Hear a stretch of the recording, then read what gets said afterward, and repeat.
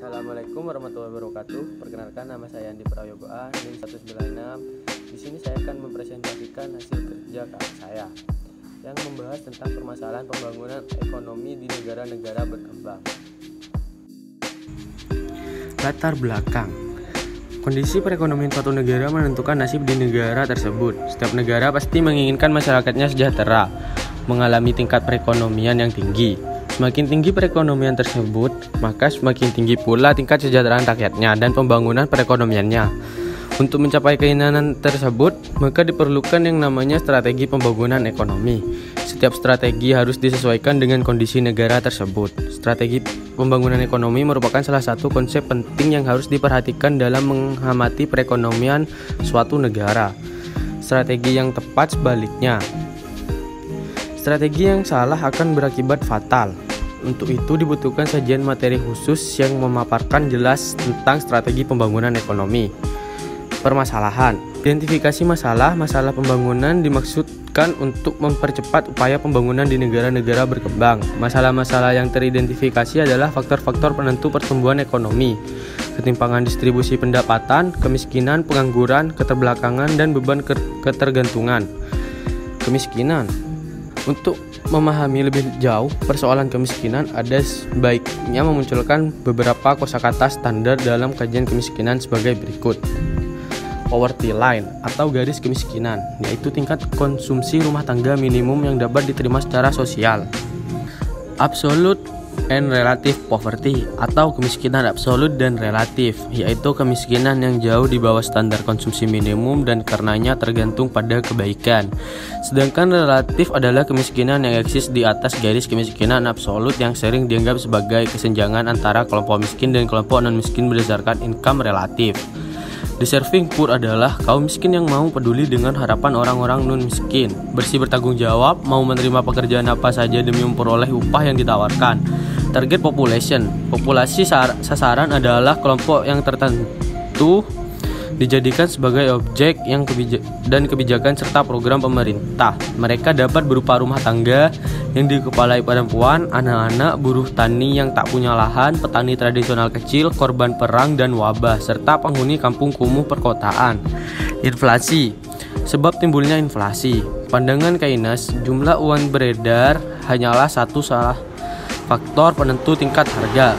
Dalam jangka pendek, agregat demand dan pajak juga mempengaruhi inflasi. Pandangan aliran ekspektasi rasional dan ekonomi sisi penawaran.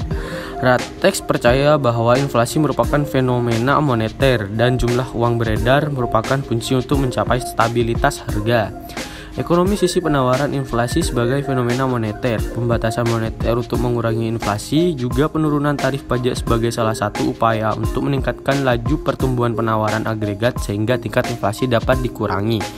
Pandangan kaum strukturalis disebabkan adanya kendala atau kelakuan struktural, kendala penawaran bahan pangan yang bersifat inelastis, kendala devisa, kendala fiskal. Inflasi merupakan suatu yang inheren di dalam proses pembangunan ekonomi itu sendiri.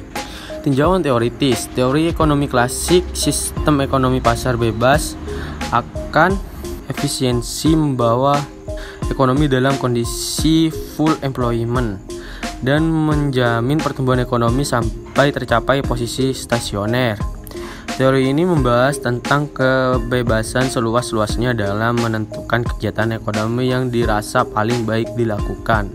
Kedua, teori Harold Domar dalam sistem regional. Faktor-faktor produksi atau hasil produksi yang berlebihan dapat diekspor dan yang kurang dapat diimpor. Impor dan tabungan adalah kebocoran-kebocoran dalam menyedot output daerah, sedangkan ekspor dan investasi dapat membantu dalam menyedot output kapasitas penuh dari faktor-faktor produksi yang ada di daerah tersebut. Yang ketiga, teori pertumbuhan neoklasik. Teori ini sering disebut sebagai teori slow swan yang menyatakan bahwa dalam banyak hal mekanisme pasar dapat menciptakan keseimbangan. Yang keempat, teori jalur tepat atau turnpike. Setiap wilayah perlu melihat sektor atau komoditi apa yang memiliki potensi besar dan dapat dikembalikan secara cepat, baik karena potensi alam maupun sektor potensi itu memiliki competitive advantage untuk dikembangkan. Solusi, faktor penentu yang mendorong ekonomi Indonesia tetap tumbuh tinggi adalah kepercayaan bisnis di Indonesia masih tinggi dan kinerja ekspor akan membaik pada kuartal 4 2012. Selain itu, dampak krisis ekonomi global yang mengalami slowdown tidak akan terlalu berdampak. Indonesia masih beruntung memiliki tingkat konsumsi masyarakat yang tinggi dan mampu menjadi kontribusi besar bagi pertumbuhan ekonomi di Indonesia.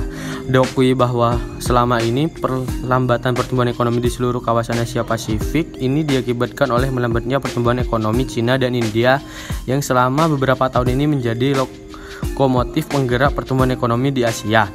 Bank Pembangunan Asia atau ADB memperkirakan perlambatan ekonomi Asia sangat signifikan melemah hingga mencapai 6,1% dibandingkan tahun sebelumnya. Namun diprediksi pertumbuhan ekonomi di Asia masih tumbuh 6,7%, tetapi masih lebih rendah.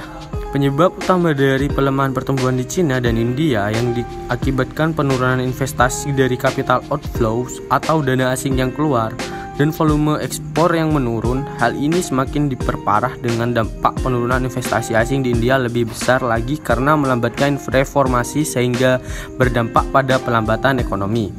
Dalam usaha untuk menanggulangi kemiskinan dan ketidakmerataan distribusi pendapatan di negara-negara berkembang, maka perlu diketahui bahwa cara terbaik untuk mencapai tujuan tersebut, kebijaksanaan ekonomi apa saja yang dapat dilaksanakan oleh pemerintah negara-negara berkembang untuk menanggulangi kemiskinan dan ketidakmerataan, mempertahankan dan meningkatkan laju pertumbuhan ekonomi. Apabila perhatian lebih ditujukan pada kewajaran distribusi pendapatan pada umumnya dan upaya untuk meningkatkan tingkat pendapatan golongan ekonomi bawah 40% penduduk pada khususnya